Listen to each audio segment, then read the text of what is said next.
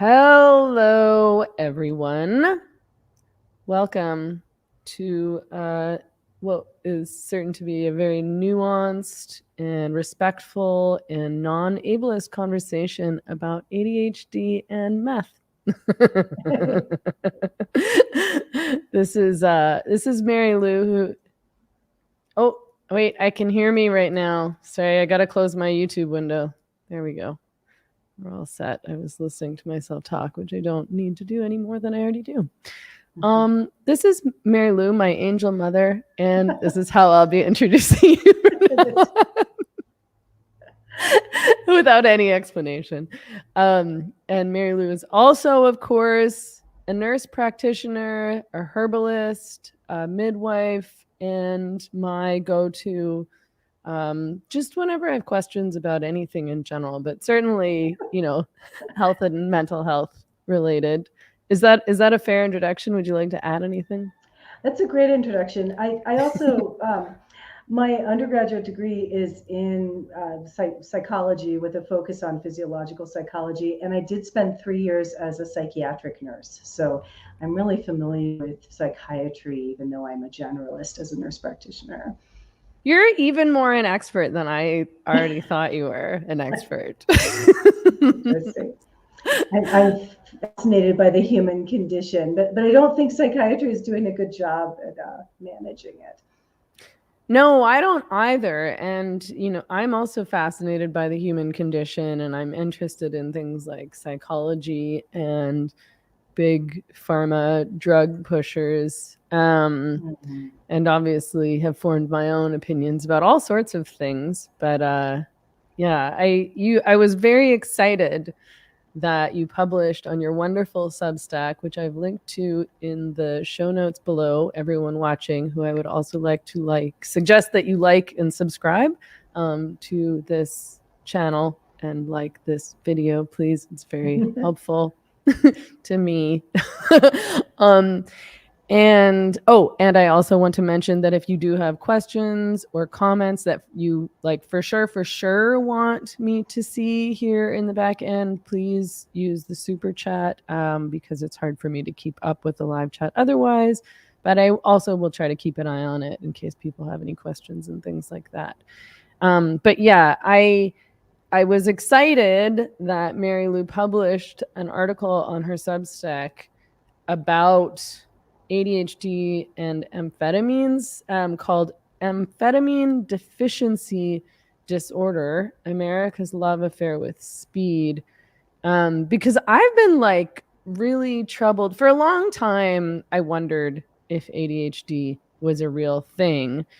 And then, because I would read the symptoms and I would be like, I have most of these symptoms. Probably most people do.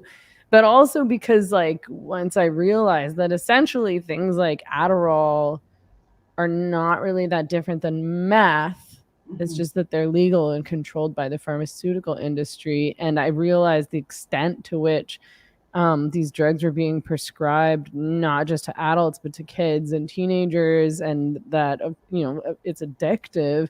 I've been really troubled by it. I can't believe how many people are on these drugs. I'm always shocked because as much as I'm not anti-drug, I like to party, but I somehow didn't realize how many pharmaceuticals people were on every single day, and they didn't feel weirded out by this or troubled by this.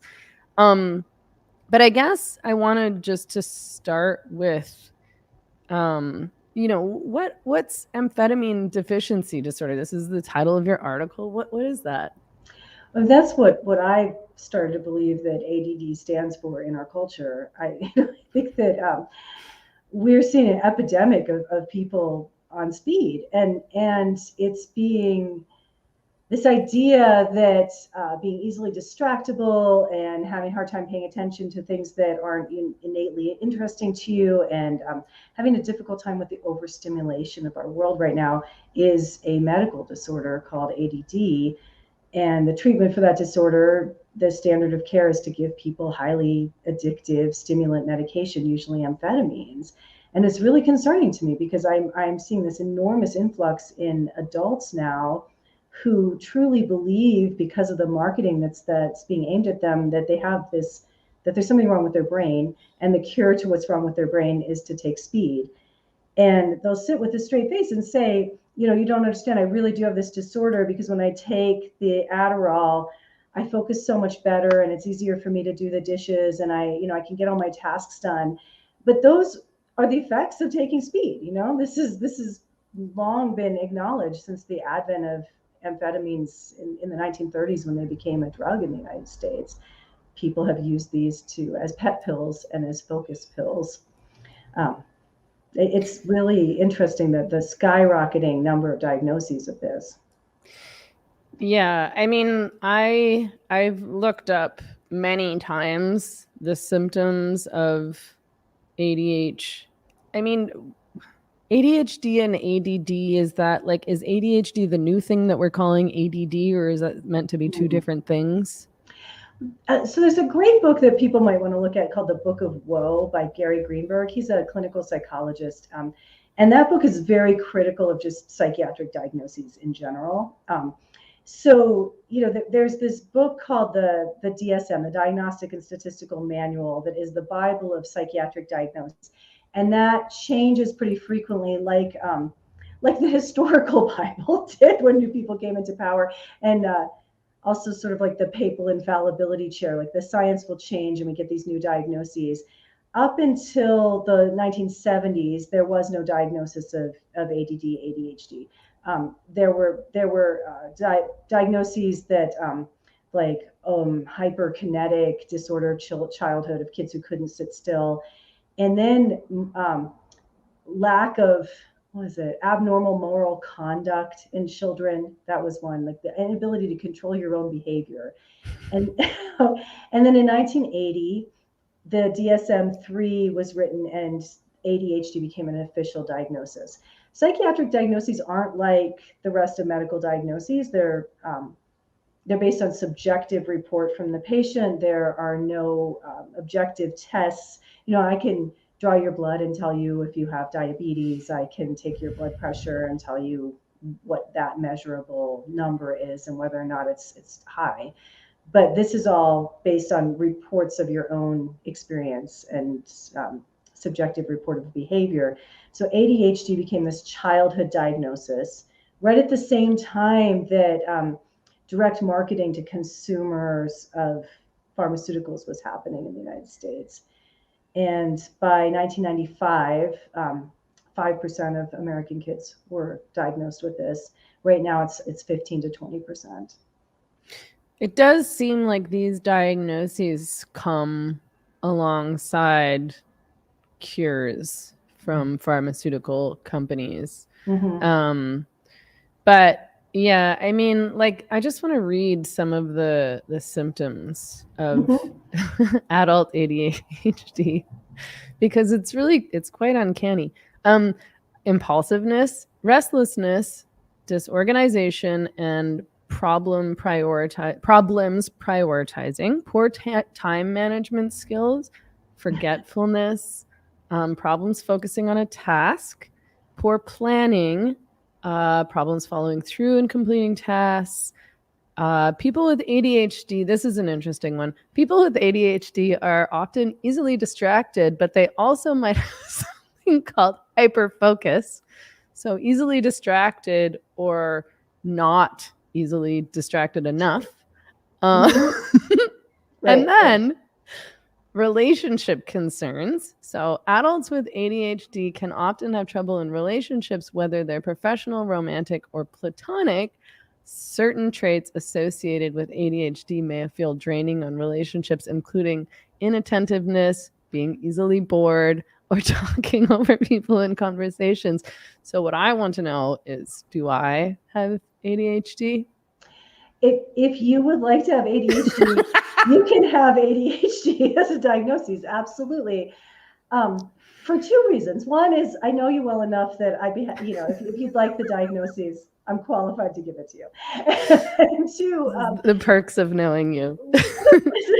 Literally anyone can learn that list and present to a prescriber, and tell them they have that list of behaviors. There's no way for the clinician who just met you, or who maybe has, seen you 15 minutes a year for the last few years, to know that you're lying. So anyone who wants speed can present and say, they've memorized this list, I have these things.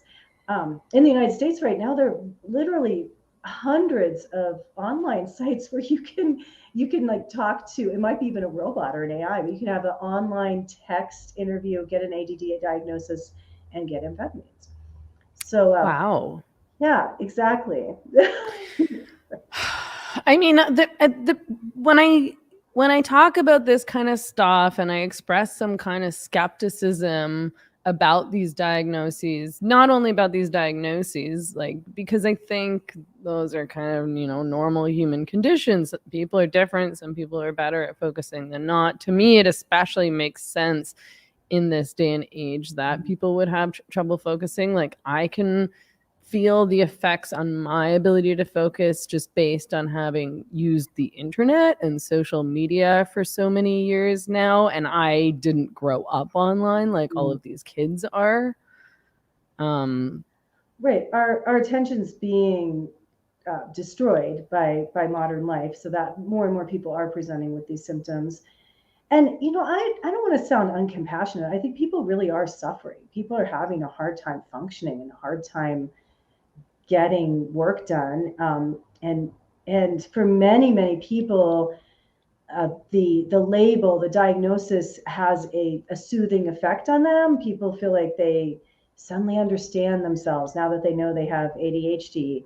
But it is this like terminal uniqueness, right? It reminds me, it's like, again, you and I have this temperament, right? We both, to me, because I have this temperament, I feel like all the fun people have this temperament. I agree. I agree. Right. And there are definitely some constitutions of humans who are much better at following direction and sitting still and completing a task from start to finish, and to the boring people. The boring people.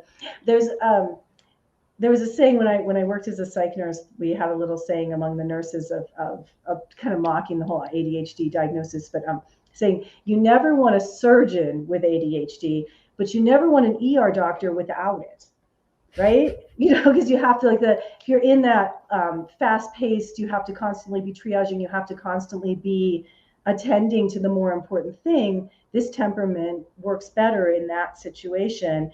But in the operating room, no, you want someone who's going to count the sponges correctly and make sure all the sutures are done, and someone who's very good at starting a task and finishing it no matter how long it takes in one shot, right? So it takes all kinds to make up humanity. Those of us with this kind of temperament are now being medicalized in the same way we're seeing so many other things being medicalized. And yeah, I mean, one of the interesting things that I've heard quite a bit for some time about the ADD or ADHD diagnoses and then the treatment with Ritalin or Adderall is that for people who actually have ADHD, the speed doesn't make them feel speedy. It actually like calms them down, which I guess is counterintuitive. Is that like a real thing?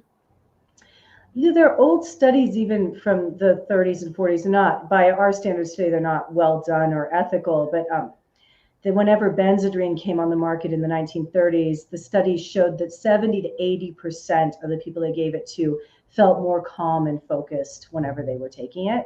So yeah, 70 to 80% of the population will have a temporary, often it's not that you feel more calm, you feel euphoric on these meds, and that masks anxiety and masks restlessness. But then as the meds start to wear out of your system, often you have anxiety, insomnia, they make you lose your appetite. There are some speedy effects that are part of taking them. But at first you will feel euphoric, you'll feel focused, you'll get more done. These are, you'll be skinnier. You'll be skinnier. By all of the accounts of American society, you'll be more successful, right? Yeah, totally.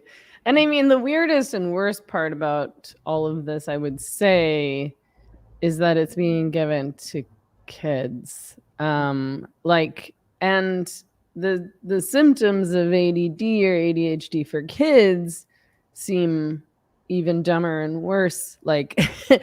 it's, you know, it says, I think this was on the Mayo Clinic website or something of the like, hyperactivity is usually the first signs of ADHD in kids.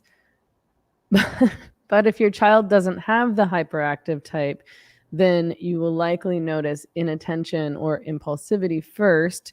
So you may notice your child squirming or fidgeting a lot. Or for ADHD in toddlers, you Toddlers, yes. may you Right. may you may know you may notice them not focusing when you or their teacher is talking to them. While a lot of these signs are normal in younger children, if you see them in your kid, it's a good idea to check with their doctor or mental health professional if they have ADHD symptoms. It's horrific. I mean, it's Your just, toddler? Why would your toddler want to listen to a teacher or right, you? right. And what is the teacher My telling you? toddler can't focus on these instructions. Exactly, exactly. So let's give them amphetamines. I mean, it's insane. It's so crazy. Yeah. And if you look at the history, I just think it's so important to look at the history of medicine and psychiatry and what diagnoses have come in and out of fashion. Because honestly, I kind of like some of the old diagnoses. Like I like the old Greco-Roman uh, constitutional humors diagnoses where you're a melancholy temperament or you're a phlegmatic temperament, or it's like the sanguine temperament is always optimistic.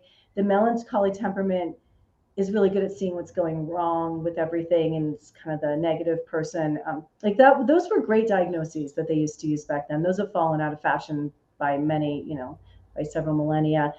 In the 1800s, we had these great diagnoses like nervous hysteria. My favorite is the noxious night vapors.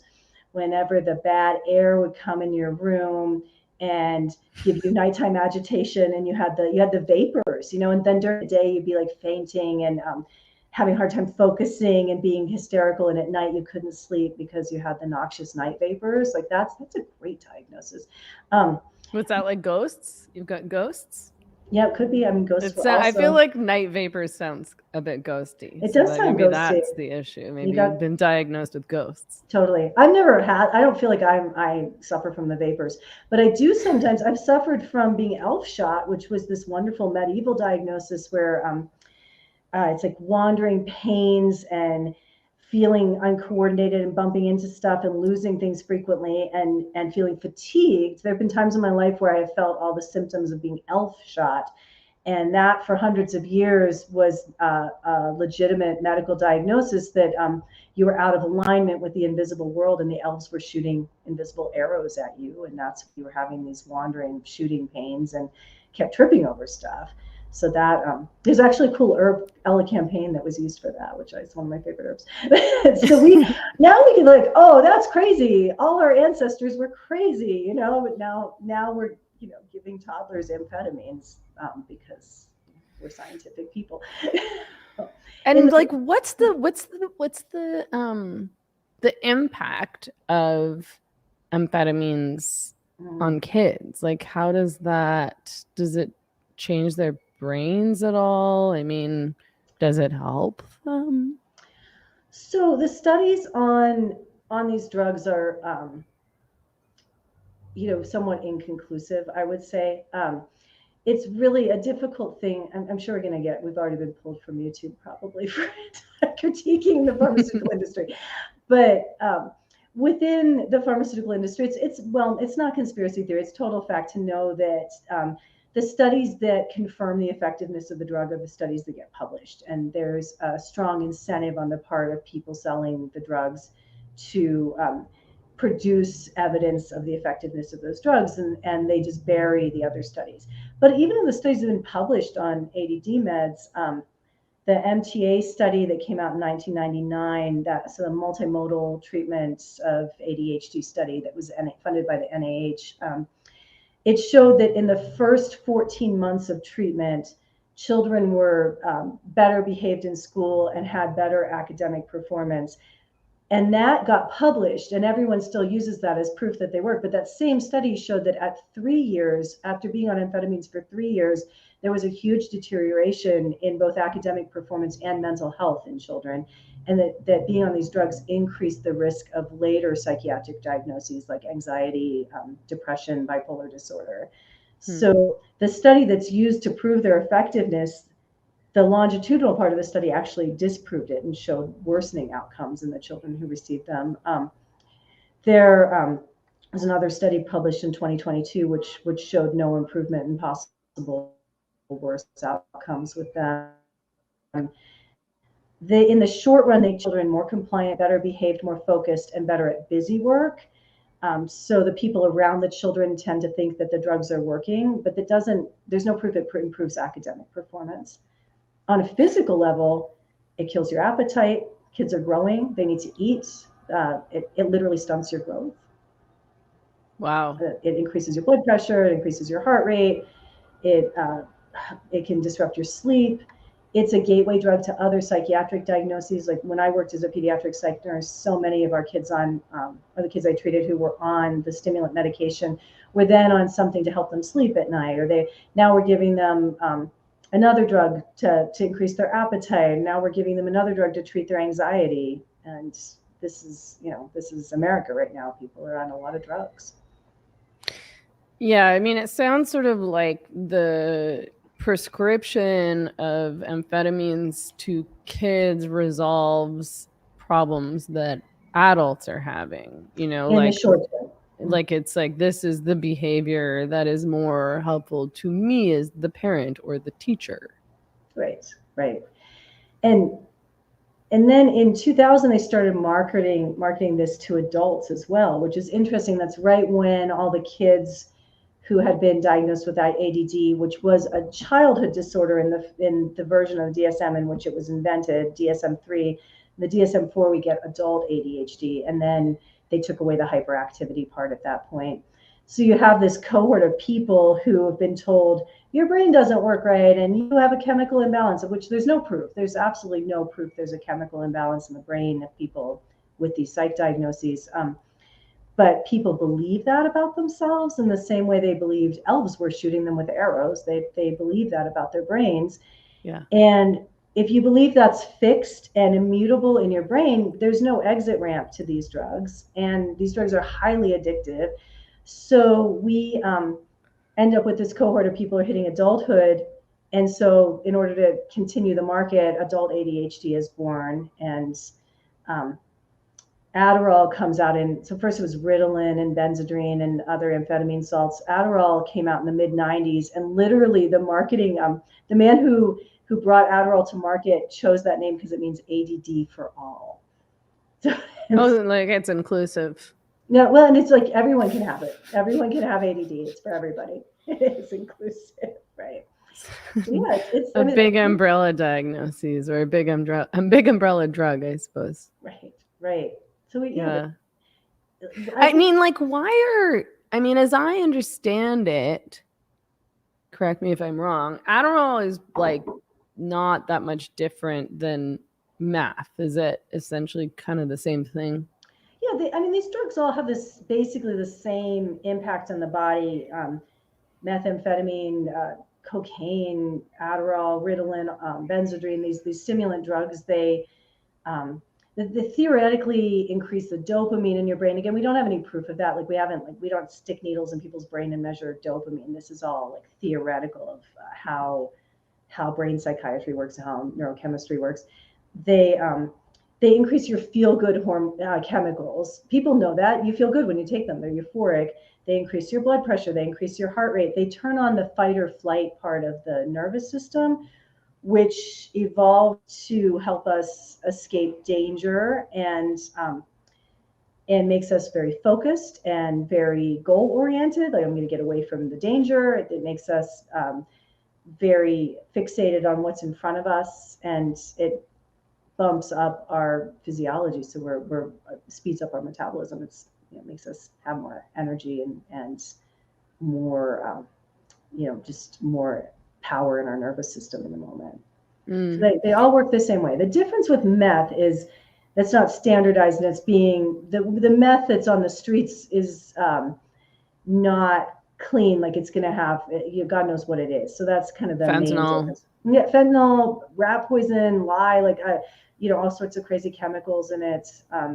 So because it's not standardized, it's obviously going to be more of a crapshoot and more of a danger than getting something made in a factory, in a pharmacy. Right. So if you want to do meth, you probably should get an Adderall prescription. Well, yeah, and there are many people who believe that the meth addiction is being caused by untreated ADD. I believe the opposite, and I think there's evidence showing that probably within 10 to 15 years, we're going to view this overdiagnosing and overtreatment of ADD similar to how we view the overdiagnosing of opiates and what happened. Yeah. But so when I was in grad school, I was working in the jail in the women's health clinic, and nearly all the women there that I took care of were there for meth-related crimes. Like they just, almost all of them had a meth problem. And I asked every single one, "How did you start doing meth?" And literally every single one told me, "I was diagnosed with ADHD as a child, and I dropped out of school, turned 18, lost my Medicaid. I couldn't get a prescription anymore. Started buying on the streets. Meth was cheaper than Adderall or Ritalin." And so I approached my advisors. I'm like, "I want to do a study on the ADD to prison pipeline. I want to do a study on the Adderall to meth pipeline." And I was told the only way I could get approval was if it was about how ADD increases the risk of criminality in women. Oh my God. Which is not at all what I was trying to say to them. No. And I mean, like, I think that it's weird because I think that people think of the problem with illegal drugs like meth or like heroin. I mean, it does seem like the meth problem is the biggest problem in terms of criminality right now, like all these crimes and homelessness and the addiction crisis out on the streets. It does seem to be very much meth related. But I think that people understand, like, isn't there something called like meth psychosis? Like, doesn't it kind of make you crazy? Yeah, and people are taking much higher doses of amphetamines on the streets than they are like if they're just getting a prescription from their provider. They and there are all sorts of psychospiritual and social things that influence whether or not someone's going to be a severe addict versus like a maintenance drug user, right? But if you use amphetamines in large amounts, yeah, you'll go crazy. And that's true for Adderall and Ritalin as well. Like if you take too much speed, you will experience psychosis. You will start having very erratic behavior. You will be more likely to be violent. You'll start picking at your skin and having self-harming behaviors. And that absolutely can happen with the legal ones too. It's unlikely to happen at what gets called a therapeutic dose. But to me, it's a difference. I mean, it's still speed, and people can take too much Adderall, and people do take too much Adderall. Like the town you live in has all of those pharmacies that have all the drugs listed out front. Come in here for Adderall and Lortabs and Ativan. Yeah. And it's not viewed as harmful at all. It's viewed as totally like a regular, normal thing. But I mean, like you say, like there's lots of people who can take drugs and not abuse drugs. And then there's people who get addicted. But it's interesting because I think that people think that a key problem with illegal drugs, which they call hard drugs, but of course you don't hear people talking about pharmaceuticals in that way. You don't consider pharmaceuticals hard drugs. You think of cocaine and meth and heroin and crack as hard drugs. But like, it's the addiction problem. People think you do these drugs and then you get addicted, which isn't always true, but is a big danger. So why don't people care, or why aren't people worried about that with regard to pharmaceuticals? I think most people are received knowers, right? They believe what's told to them, and there's a lot of propaganda that these drugs are safe, people need them, they really are the treatment. No one's pretending this is a cure. None of daily drug you have to take for the rest of your life is the opposite of cure. That's, it's disease maintenance. But we're not having that conversation either. But people are believing this is, legitimate medication for a legitimate disorder. And there's a lot of defensiveness around it because people are very attached to these psych diagnoses. That statistic I read recently that 52% of American teenagers identify as mentally ill right now. 52%. That's crazy. Yeah, literally. That was not the case when I was a teenager. No, but it's being marketed to them. And they like the medicalization of distress, the medicalization of not being able to pay attention in an overstimulating world. So yeah, these people really believe what they're told about these drugs, which right now is they're safe. It's safer for you to take them. I have parents tell me that providers tell them that their child is more likely to become a criminal or a drug addict if they don't give them the amphetamines, which A, there's no proof of that, and B, that it just sounds crazy. It's just giving children amphetamines should give everyone pause. Yeah, and I think I did read that substance misuse is a symptom of ADHD, but then the cure for ADHD is to take meth. Mm-hmm. Exactly. It's almost like people aren't thinking this through very clearly. I don't think they're thinking through it all. And I think,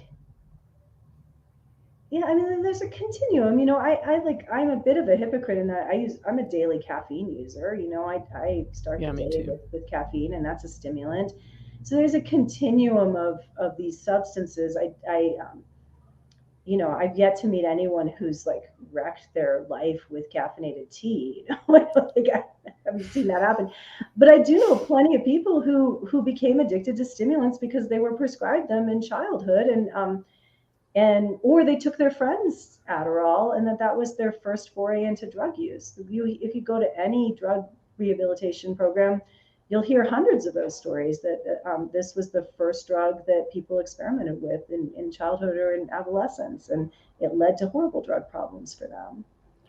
And it's a drug that obviously, like, teenagers have really easy access to, either because they've been diagnosed and so they're being given this as a treatment, or because they're buying it off of their friends who have diagnoses, who have access to prescriptions or whatever. Right. And there's a big class aspect of who can continue to get these drugs after childhood. So there's a huge bias within medicine to give these drugs to college. They'll give them to college students. They'll give them to professionals. They'll give them to someone studying for the bar. They'll give them to, I've met so many resident physicians and young physicians on these drugs who just truly believe they have ADHD. And it's like, yeah, I bet med school's a lot easier when you're taking speed. I bet that really helps you cope with those 100-hour weeks, You can probably stay up studying a lot later when you're on meth. Totally. And they, so that cohort of college students and then degreed professionals, they tend to have insurance. And then they have sympathetic providers who think, oh yeah, a lawyer needs that. But, the woman who was diagnosed with ADHD in childhood, drops out of school at 16, is working at Walmart, she's not going to be given these drugs because the doctors don't believe she needs amphetamines to do her job, her working class job. And then there's the aspect of if you have insurance and you can't get a doctor to prescribe them, if you have money, you can get them online, and it's $200 a visit plus the cost of the drugs. So people, higher economic class people can access this medication in a very safe way, where working class people and poor people get addicted to these drugs in childhood and then can only find them on the street after that. Right. I want to do some questions. So if people are just tuning in, please use the super chat to ask questions so that I see it. And please like and subscribe to support the channel. Megan Wisdom asked earlier, how do you handle the disappointment and sadness of seeing otherwise smart and capable people you care about believe all of this and make things like ADHD their whole identity, which is tough because, yeah, a lot of times when I talk about this, people will respond and they'll feel like upset and defensive, and just adamant about, well, I maybe like it's totally overdiagnosed. Sure, yeah, fair, but I know for sure that I definitely have ADHD, and I need these pills to function. Yeah, I mean, there's that's probably a drug market there of how to handle that disappointment, right? We can come up with a disorder. It's that discouragement disorder you mentioned in your Substack.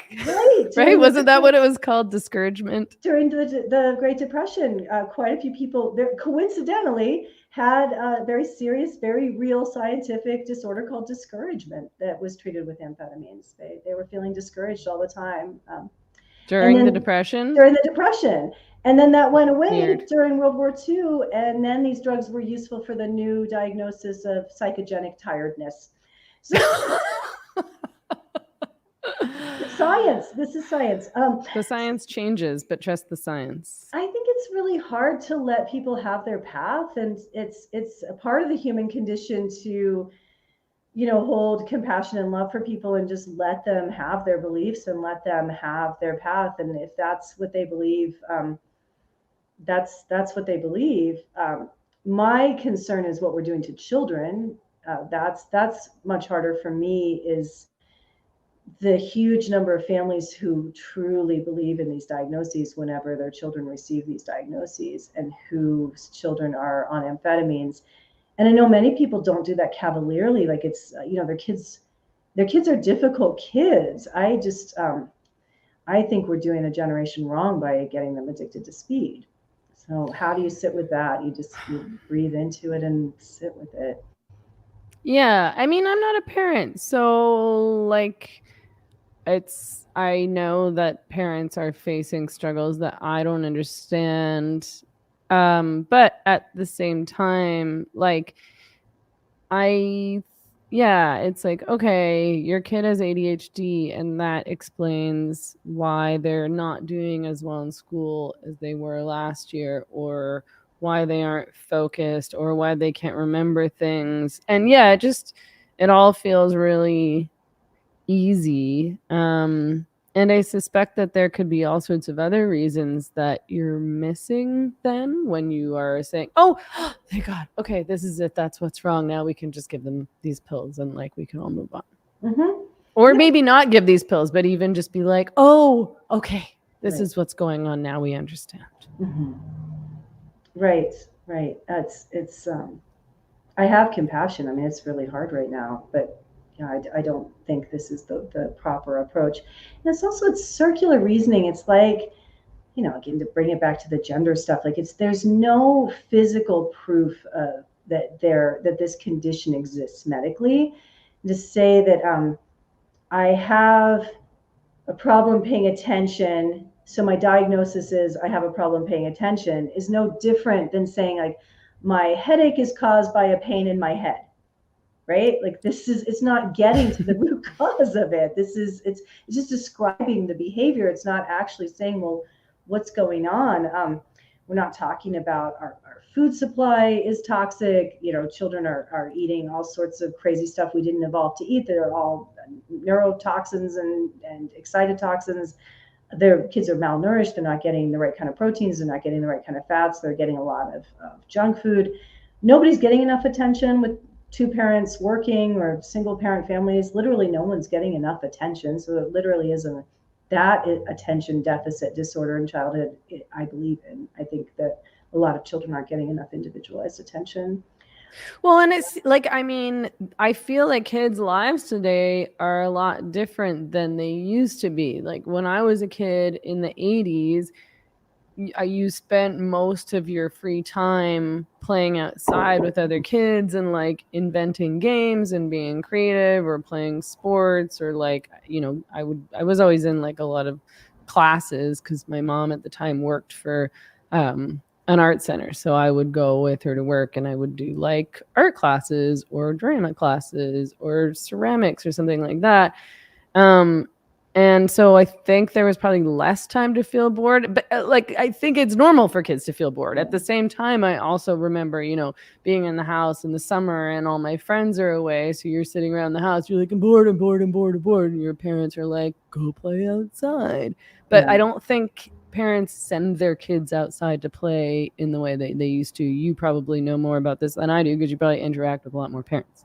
No, people are afraid of outside. They're afraid of other people. They're afraid, and the rate of stranger abductions is actually lower now than it was in the 70s, but people are very afraid of that. People are probably afraid of all the meth addicts. If you live in an urban area, it's like dangerous to go outside. Right. And then people are afraid of the sun. Like, they're really afraid of the sun. So there's so really afraid of the sun. Really afraid of the sun. I think that children aren't getting both the chance to be bored and the chance to like risk take like they used to. Like, I think of my childhood, and all the things that were just normal would get a parent, a visit from the authorities these days. Like, my mom would, like, we had to leave the house in the summertime. We had to leave after breakfast, and we could come back for a quick lunch, and then we had to go again. Like, my mom didn't want to see us. Like, she was busy. And that wasn't considered neglectful at the time, and we were doing crazy stuff. Like, we were jousting on our bikes with sticks, where we're like trying to get the stick in the spokes of the other person's wheel and flip over their bikes. Like, we were putting pennies on the railway tracks and watching the trains go by and squish the pennies. Like, we played on the train tracks all the time when we were kids. And you had this sense of, like, you knew it was dangerous, and you were like finding that edge. So kids aren't getting that same level of like excitement that children need. Children need a lot of like strong physical sensation. And it's so multifactorial. Like, in the United States, 35% of children aren't even getting the squeezing in the birth canal that humans need. Like, we're not getting that strong physical sensation. We're not getting tossed around. Like, dads are afraid to toss their babies around like they used to. People are afraid to really, like, let their kids experience big, strong sensations in their body. That's probably affecting childhood, neurological response. Like, it's so multifactorial. But this is where, again, like, just calling it ADHD is just describing the symptoms. It's not getting to the root of why so many kids are having such a hard time neurologically right now. Yeah. And then, of course, the internet stuff and the social media stuff, which I think is just like so bad. It's bad for my brain, never mind for kids' brains. Absolutely. Yeah. And just the overwhelm. There's too much to pay attention to. You don't know where to focus, right? It's like just too stimulating. Yeah, I mean, I've been trying to learn more lately about like food as medicine, and have been paying attention to in the past, I don't know, few years, probably more than a few years, about everything that is in our food and how the foods that we eat impact our health in all sorts of ways. Megan in the comments actually just says, I am in recovery for processed food addiction, and I have 4 months of clean eating, and I am experiencing life in a whole new way. I feel so much better physically and emotionally. And I think that's probably something that a lot of people in America in particular don't think about. No, and children in particular eating, like, probably over 50% of their diets on average is processed food, starting with formula, which is so weird. I mean, calling a food formula to begin with, like, that it came out of like the space age, and it must be better if we give it this scientific name. But that's, the main ingredient of most formulas is corn syrup, and then all the snacky things we give kids, all of the just the dyes, the sugars. The school lunches are full of processed foods, and absolutely that would make a difference in a child's neurological response to fix their diet. But that's considered crazy. Like, that's radical and crazy to say, try to eat an ancestral diet, try to stay away from processed foods, get kids off sugar, get kids off screens. That's all like medical misinformation, but giving children amphetamines, that's totally normal. Yeah. Yeah. Guys, if those of you who are, sorry, folks, I'm joking. I would never say folks. We're going to wrap up in about 10 or 15 minutes. If you do have questions or comments, please post them in the live chat. I am this statistic that you mentioned earlier around 52% of was it kids or like youth, teenagers? 52% of American teenagers say they have some form of mental illness. I mean, yeah, like I'm trying to think back to when I was a teenager and if anybody had any mental illness when I was a teenager. Like it was a trend when I was like there was bulimia and anorexia, although it wasn't really talked about that much. Like, but you could sort of I remember being like an older teen and like knowing that my peers, girls always of course, were like trying to starve themselves and things like that. And then there was cutting, you know, and it was, you know, there was always that kind of teen that liked to be like melancholy and dark and so on and so forth. But that was pretty much it. Like, do you remember conversations about mental illness when you were a teenager? Well, you know, I had a pretty bad eating disorder as a teenager, so I definitely was in that world. What healed me was getting away from psychiatry, finding radical feminism, and I had this great Buddhist feminist therapist who was like, "Yeah, you're not reacting well to your culture. Let's help you, and learning nutrition." So I was kind of entrenched in that, but it was a very shameful, stigmatized thing, and I don't necessarily want to bring back the stigma, but we flipped to the opposite where now it's a coveted badge for a lot of adolescents of, I'm bipolar, I have ADHD, I'm depressed. Like it's completely flipped. We've done a total 180 from stigmatizing, having a hard time to medicalizing it and completely commodifying it. And then it's real. I mean, these kids are dysfunctional. When you start identifying as mentally ill, you essentially prove your point, right? These kids are not they don't take responsibility for themselves. They feel like others need to care for them. They often end up on disability or on a lot of drugs. They everything that goes wrong for them is excused by their mental illness diagnosis. And I'm not talking kids who are having their first schizophrenic break. I mean, that like there truly is a tiny subset of the population that has a psychotic disorder, and that's very tragic, and that's across time remained the same, about 1% of the population. These are kids just having what used to be called angst and now making themselves crazy because it's being marketed to them. Should people who are on Adderall or Ritalin, because they've been prescribed for ADD or ADHD, should they get off of those drugs? You know, like, is there any level of like, okay, sure, it's fine. And, you know, if people are wanting to get off of these drugs, how hard is it to get off of them? You know, I'm a proponent of healing, which to me means when you are healed, you no longer have the condition, right? And what I know about these medications is they don't heal anything.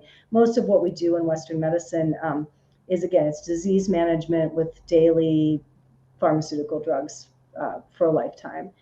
So I think if someone's interested in healing, yes, they need to find a plan to get off of these drugs, because if you're on these drugs, you're not healed. You're by nature just continuing the disorder. There's a question of Paul had asked, ADHD is overdiagnosed, but are there certain kids who really need the meds? I would argue no. I do not believe anyone will die without amphetamines. I do not believe anybody has amphetamine deficiency disorder. And I think that we should always be treating this in other ways. Do I think there are cases where it's going to be easier in the short term for a family and a child to just take the drugs? Yes. Do I have compassion for that? Yes. I don't know what I would do in the shoes of that family, but no, I don't think any child needs amphetamines. So coming off is different depending on how wired for addiction you are, right? Like some people physiologically get very addicted to these drugs and it's really hard to get off of them. Other people can quit and just have, a week of feeling really tired and feeling some, just rebound neurological symptoms. Yeah. Paul in the live chat asks, ADHD is overdiagnosed, but are there certain kids who really need the meds? Which I think I know the answer to, but again, no, I don't think no one will die without amphetamines, literally. yeah. No one will die without amphetamines. These are not life-saving drugs. These are social control drugs, right? Like these are drugs that make intolerable situations more tolerable. Like these are behavioral control drugs. They're not ever medically necessary. Yeah. What do you think? I mean, what are some ways to sort of open people up to these ideas and conversations without making them feel really defensive? I don't want to discount people. I often talk about Tom Hartman's theory of he's an American writer and progressive talk show host who has this temperament, and he does a lot of writing on ADHD. And he has come up with this hunter-farmer hypothesis of those of us with this ADD temperament. He says are more like our hunter-gatherer ancestors, where we had to attend to a lot of different stimuli. We had to be able to shift focus quickly, but also get hyper-focused sometimes. We were living in different times, so that temperament served us well then. And then when we moved to civilization, what he calls the farmer temperament, which is the person who can start a task and finish the task from step A to the end in one go. The not easily distractible person. The people who make good accountants, like those temperaments became the dominant temperaments. So he says that if you have this temperament, you don't have a disease. You're a hunter in a farmer's world. And I think that can be a good segue to like still having compassion and knowing, oh, you are different and special and it's hard for you, but it's not a medical problem. Yeah. I mean, I feel like it's like people are all different. Like I do have a lot of trouble focusing and I have a horrible time management skills. And as you know, I'm late for everything. And I know people who don't seem to struggle with those issues as much as I do, which again is why, like, I do feel like I have some sort of insight into this ADHD diagnosis because I do feel like I'm like, yeah, like I don't know, maybe there's something wrong with me too. It's just that I don't care. Like, I don't care to the point where I would ever want to take those pills. Like, and I've taken Ritalin before because it's treated just as this casual, and I think it can be just this casual thing. Like you're out, people are like, it's like, oh, it'll keep you up, which it does. It sort of wakes you up. It like sobers you up a bit. And I don't like the way it makes me feel. Like I feel like it impacts my moods in a way that I don't like, so I don't like taking it. But that's sort of how I feel. Like I feel like my relationship to pharmaceuticals, including things like the pill, like the birth control pill, and things like sleeping pills and things like opiates. I've been prescribed Oxycontin before. I've talked about this before. Like this was in 2007 for pain. And it's like, okay, this helped me with the pain for a bit. And then after a certain point, I don't like it because I don't like the way it makes me feel. I don't like feeling out of it. I don't like feeling weird. I don't like feeling dehydrated, whatever it is. And I sort of wonder, I'm like, how are all these people feeling? Like, do they not notice that it's making them feel different or bad in some way? Like, why are so many people so comfortable being on these pills? Like, there are side effects to all of these pills. I don't trust anything from Big Pharma. I think there's negative side effects to almost all of it, including antibiotics, which are a really great drug, like, to treat things that you need antibiotics for. Totally. And antibiotics are a game changer in human history, and thank God for antibiotics, and also very overprescribed. But I think that there's a paradigm difference where I'm very interested in healing, not disease management. And I, every time I'm struggling with something that I could get a chronic illness diagnosis for, my first thought is, how do I heal this? Not how do I become a lifelong daily pharmaceutical customer. And Right. I think a lot of people have never really sat and thought about that. Our culture doesn't acknowledge that. Big pharma is, that they run the United States. They run the media.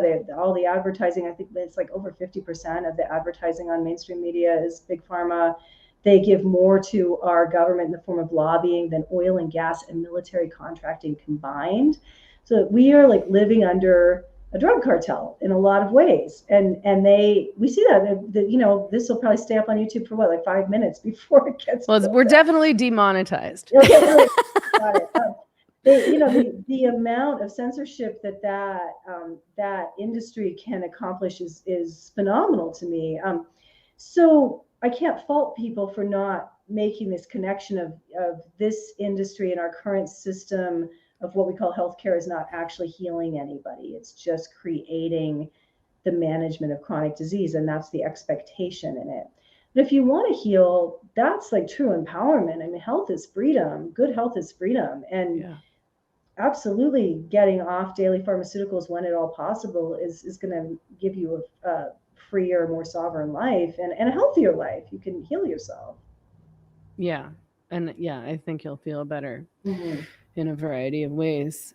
Thank you so much for joining me for this conversation. I really enjoyed it, and I hope to be able to use everything that I've learned today to further indoctrinate people into my beliefs, which is that ADHD isn't real, and nobody needs to take. I mean, this is your belief, I think, also that nobody needs amphetamines to function or survive.